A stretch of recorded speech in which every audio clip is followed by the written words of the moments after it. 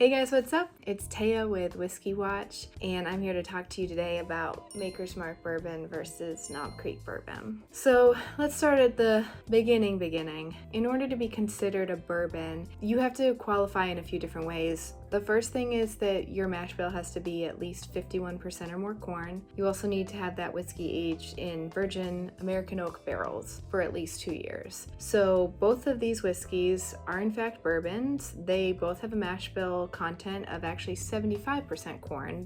Their mash bill of corn is the same. And then they both have barley. However, where the Knob Creek has rye, Maker's Mark has wheat. So this is where they start to differ a little bit. These bourbons are also aged differently, or different ages. Maker's Mark is only 6 years old, which is by no means like a super young bourbon, of course, but comparatively, Knob Creek is 9 years old. And these are not single barrel products, and meaning that these are blends of different barrels to make a consistent taste for the consumer. So I think that that's pretty cool that they blend the barrels and are able to make something that we buy time and time again, because we know exactly what we're getting because they're so good at their job. They're blending barrels, different barrels every time to make something we buy all the time. Well, some of us all the time. Okay, so what's the difference between wheat and rye, and how does it affect the palate of the bourbon? Because that's the big difference between these two. Rye tends to be spicier. It tends to make its whiskeys a little hotter than the wheated bourbon. And in fact, the Maker's Mark founders wanted to make a soft bourbon. They wanted something without the heat of the rye. They wanted it to be something easy to sip on, something that didn't need to be mixed with, something you could just enjoy straight. And that's where Maker's Mark comes from. Maker's Mark was founded in 1953, whereas Knob Creek is a little younger. It was founded as recently as 1992, which is 30 years for fellow millennials. It is in fact 30 years. So, but Knob Creek and Maker's Mark have a sort of a similar current day family relation. Knob Creek was founded in 1992 by the grandson of someone you all may have heard of before, Jim Beam. Maker's Mark was founded in 1953 by a married couple. However, today they are both owned by Beam Suntory, a massive owner of many distilleries and brand names and products in the whiskey world, in the American and Japanese whiskey world. While they have different roots, right now they share the same trunk.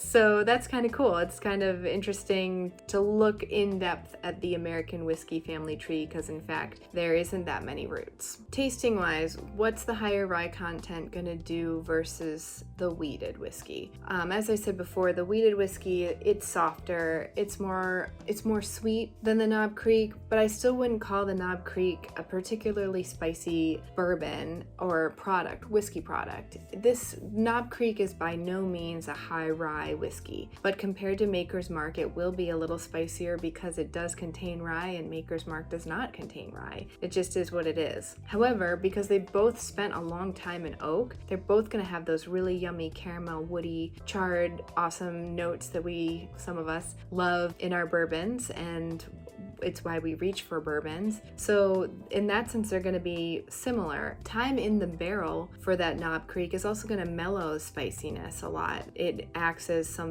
a way to sort of humble all the heat. I love that about it. So again, we're not talking a hot, spicy bourbon, and we're not talking a high rye bourbon, and we're not talking a rye. But compared to the Maker's Mark, it's different.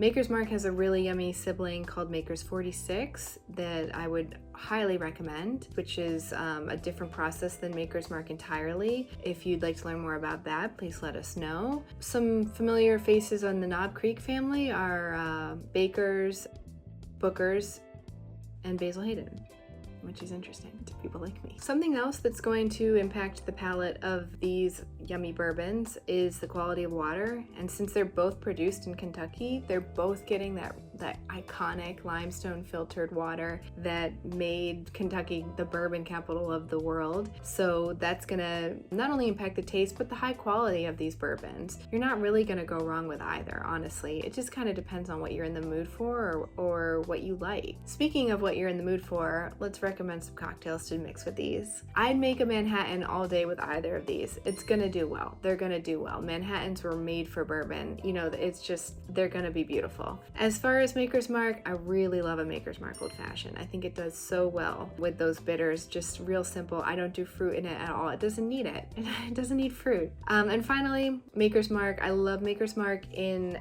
a classic whiskey sour. As far as Knob Creek, as I said, it'll do great in a Manhattan. I also like it in a Sazerac, and because it's got rye versus Maker's that doesn't have rye, I know I keep saying this, remember it guys, because it has rye where Maker's doesn't, it'll do better in a Sazerac than the Maker's would. By no means is it going to taste like a classic Sazerac, because Sazeracs are supposed to be made with rye, which is a whiskey that's made with 51% or more. You guessed it, rye. But it'll still be yummy if you do it with Knob Creek. I also really love a Knob Creek hot toddy, whether you do it fancy with a bunch of spices and herbs, maybe some herbal liqueurs, an Amaro or something like that. Knob Creek will do well in it. I also love Knob Creek with just like a real simple toddy, just a dash of honey, dash of lemon, hot water. It's like great when you're feeling a little sick, when there's this blizzard out. So I definitely have enjoyed that more than once in my lifetime. So I always like to end my whiskey videos and articles comparing two different products with what I go for and what's on my shelf. This is a difficult decision. They're both great products, and I always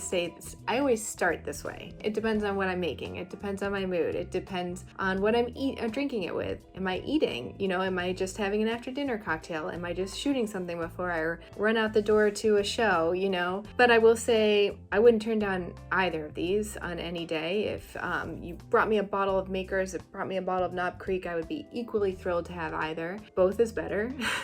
I do think that if you were to go into my kitchen, open one of my 3 different bar areas, you would probably be more likely to find Knob Creek. And that's just because when it comes to wheated bourbons, I have other ones that I prefer a little bit more to Maker's Mark, and I'm willing to spend more on those than the Maker's. That being said, I won't ever be disappointed in Maker's, as I said before. And in fact, one of the most famous bourbon in the world is a wheated bourbon, Pappy Van Winkle, of course. And if you'd love to learn more about how Pappy and Maker's Mark overlap and have similar sort of meet in the roots of the American whiskey tree, please let us know. I will definitely give you an abbreviated sort of Cliff Notes version of that. I hope that this helped, and I hope you enjoyed hearing me talk a little bit about a couple of things that I love. And thanks for tuning in to Whiskey Watch. We'll see you next time.